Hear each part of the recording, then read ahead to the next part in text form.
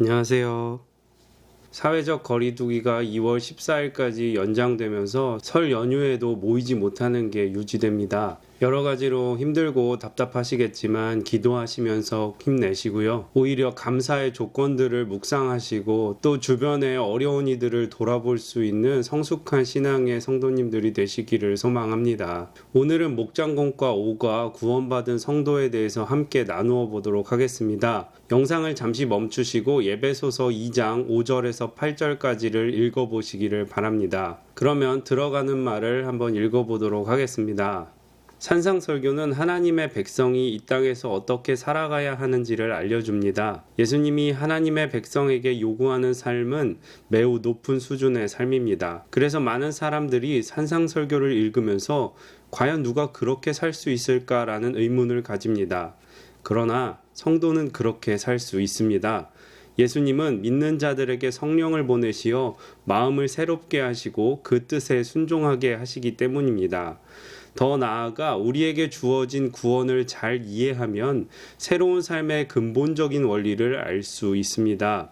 구원받은 성도라면 누구나 산상설교와 같은 특별한 삶을 살 수 있습니다. 하나님이 그리스도를 통해서 우리에게 허락하신 구원은 대단합니다. 그러므로 우리는 구원을 바르게 이해해야 합니다. 도대체 구원이 무엇이길래 이토록 놀랍고 영광스러운 삶을 살도록 합니까? 우리에게 임한 하나님의 구원에 대해서 알아보겠습니다. 그래서 서론의 말씀을 요약하자면 우리가 성경에서 말씀하시는 구원에 대해서 잘 이해하면 우리가 산상설교에서 말씀하신 삶을 살아낼 수 있다라는 것을 설명하고 있습니다. 그럼 계속해서 첫 번째 문단을 읽어보겠습니다. 구원은 주님의 통치를 받는 것입니다. 구원이란 무엇입니까? 누군가 구원에 대해서 묻는다면 충분하고 분명하게 설명할 준비가 되어 있어야 합니다. 구원은 복음의 핵심 내용이기 때문입니다. 인간은 구원을 받기 전에 죄와 사망의 권세 아래 있었습니다. 죄의 지배를 받으며 살았습니다. 구원은 죄의 지배에서 벗어나 자유를 얻는 것입니다. 구원은 흑암의 권세에서 건져내어 사랑의 아들의 나라로 옮겨진 것입니다. 구원의 핵심은 더 이상 흑암의 권세에 속하지 않고 하나님의 나라에 들어가 주님의 다스림을 받는 것입니다. 죄에서 자유를 얻었으니까 이제는 마음대로 살자는 생각은 잘못되었습니다.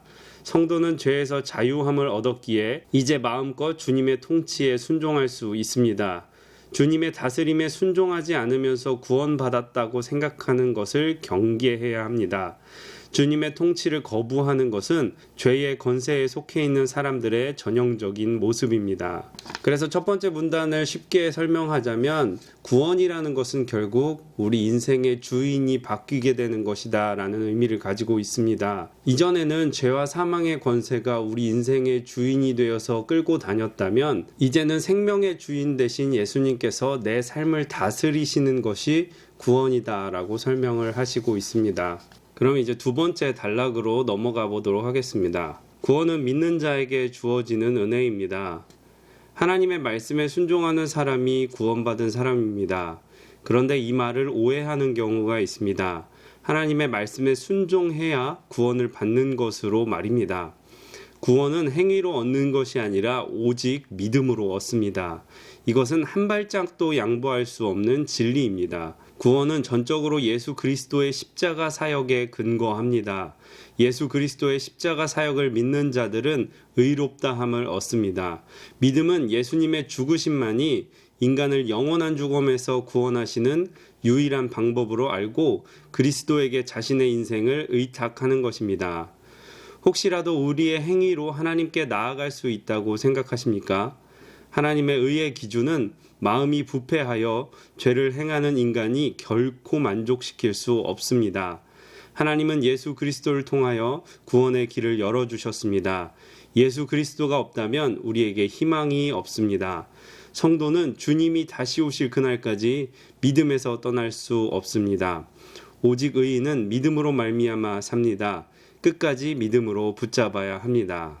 결국 두 번째 단락의 말씀은 제가 작년에도 계속 강조했던 것처럼 우리가 하나님의 말씀에 순종하고 무엇인가를 잘해서 구원받는 것이 아니라 오직 예수님의 십자가 은혜로 구원을 받았기 때문에 하나님의 말씀에 순종할 수 있는 것입니다. 그래서 이 순서가 매우 중요함을 다시 한번 강조하고 있는 것입니다. 이제 세 번째 단락으로 넘어가 보도록 하겠습니다. 구원은 새로운 삶의 모습으로 나타납니다.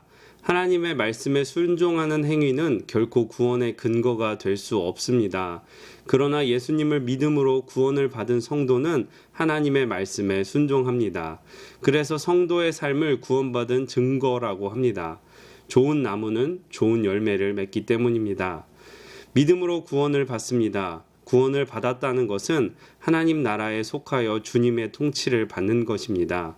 구원받은 성도는 성령으로 마음이 새로워져서 하나님의 말씀에 순종하길 소망합니다. 성령님은 성도가 거룩한 삶을 살도록 인도하시고 도우십니다. 성도의 삶에는 성령의 열매가 맺힙니다. 믿음과 구원은 결코 사소한 일이 아닙니다. 엄청난 변화를 가져오는 사건입니다. 우리의 존재와 삶을 뒤바꿔 놓습니다. 그리스도에 대한 참된 믿음 없이 행위로 구원받을 사람은 없습니다. 또한 믿음만 있고 거룩하지 않은 사람도 없습니다. 예수 그리스도를 믿고 거룩을 소망하며 말씀에 순종하십시오. 성도는 이렇게 사는 존재입니다. 그래서 여기에 덧붙이자면 겉모습의 변화가 꼭 구원받은 증거로 볼 수 있는 것은 아니다. 구원받은 성도라면 믿음의 열매를 맺는 삶을 살 수밖에 없다. 순종하는 삶을 살 수밖에 없다는 설명입니다. 어쩌면 우리가 이 세상을 살아가는 동안에는 참된 믿음 없이 겉으로만 하는 행위들과 또 참된 믿음의 삶의 열매를 구별하지 못할 수도 있습니다. 그러나 주님은 그것을 분명히 알고 계시며 마지막 때에 알곡과 쭉정이를 구별하실 것입니다. 우리가 이렇게 구원에 대해서 좀 더 깊이 묵상하고 또 진지하게 생각해 보며 이 구원을 두렵고 떨리는 마음으로 이루어갈 수 있기를 소망합니다. 그러면 이제 나눔과 적용으로 넘어가 보도록 하겠습니다. 1번, 구원은 죄와 사망의 권세에서 해방되어 하나님 나라로 옮겨진 것입니다. 이 사실을 믿는 자는 주님의 통치에 순종할 수 있습니다. 주님의 통치에 순종하여 누렸던 구원의 기쁨에 대해 구체적으로 이야기해 봅시다. 이 질문은 사실 굉장히 중요한 질문인데요. 우리가 신앙생활하는 것의 핵심을 요구하는 질문입니다. 그래서 이 질문을 묵상하실 때에 누군가 혹시 네가 받은 구원이 무엇이냐라고 물어봤다라고 생각하시면서 이 질문을 잘 묵상하고 정리해 보셨으면 좋겠습니다. 두 번째 질문으로 넘어가겠습니다. 2번, 성도는 행위가 아닌 오직 믿음으로 구원받습니다. 그러나 하나님의 말씀에 순종해야 구원받는 것으로 오해하는 경우도 있습니다. 우리의 행위가 아닌 오직 믿음으로 구원받는 은혜에 대해서 이야기해 봅시다. 하나님의 구원에는 자격 없는 나의 힘이나 능력이 전혀 들어가지 않습니다. 오직 하나님의 은혜로 받게 되는 하나님의 선물입니다. 그러한 마음이 어떻게 하면 나에게 직접적으로 느껴질까 한번 생각해 보았는데요. 우리가 진심으로 회개할 때 내 안에 느껴지는 고통스러운 마음, 내 안에 죄성을 마주할 때 느껴지는 그 처절함을 생각해 보면 우리가 선물로 받게 되는 그 구원의 은혜의 깊이에 대해서 좀 더 알 수 있을 것이라고 생각합니다. 그러한 때를 생각해 보시면서 이 두 번째 질문을 묵상하시면 좋겠습니다. 그럼 세 번째 질문으로 넘어갑니다. 3번, 말씀에 순종함으로 구원받은 것은 아니지만 구원받은 성도는 말씀에 순종합니다. 예수님을 믿은 이후 말씀에 순종하여 변화된 새로운 모습에 대해 구체적으로 이야기해 봅시다. 우리가 말씀에 순종하고 무엇인가 변화에 대해서 이야기할 때 무엇인가 완벽하거나 대단한 일을 해야 된다라고 생각할 수 있습니다. 그러나 아주 작은 변화도 좋고 별것 아닌 것 같은 변화도 좋습니다. 그런 변화들이 모여서 내 삶에 큰 변화들이 일어나고 그리고 장차 그리스도의 장성한 분량까지 성장하게 될 것입니다. 그래서 내가 오늘 할 수 있는 변화들을 하나씩 하나씩 하는 것이 매우 중요하고 그러한 매일매일의 믿음의 삶이 매우 중요한 것입니다. 이렇게 해서 목장군과 오가 구원받은 성도에 대해서 함께 나누어 보았습니다. 아무쪼록 우리 성도님들 어려운 시간들을 보내고 계시지만 믿음을 더 굳건히 하고 구원과 믿음의 본질을 다시 한번 되새길 수 있는 시간이 되셨기를 소망합니다. 기도하도록 하겠습니다. 하나님 감사합니다. 자격 없는 우리를 구원하여 주시고 하나님의 백성 삼아 주셨습니다.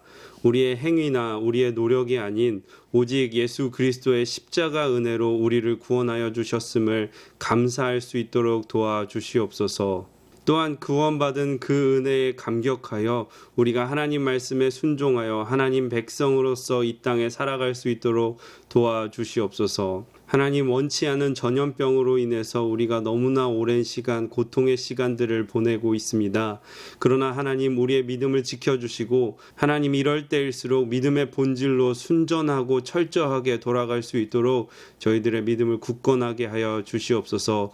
우리 성도님들 각 가정을 돌아봐 주시고 모든 필요와 어려움에 응답하여 주시옵소서. 예수님의 이름으로 기도합니다. 아멘.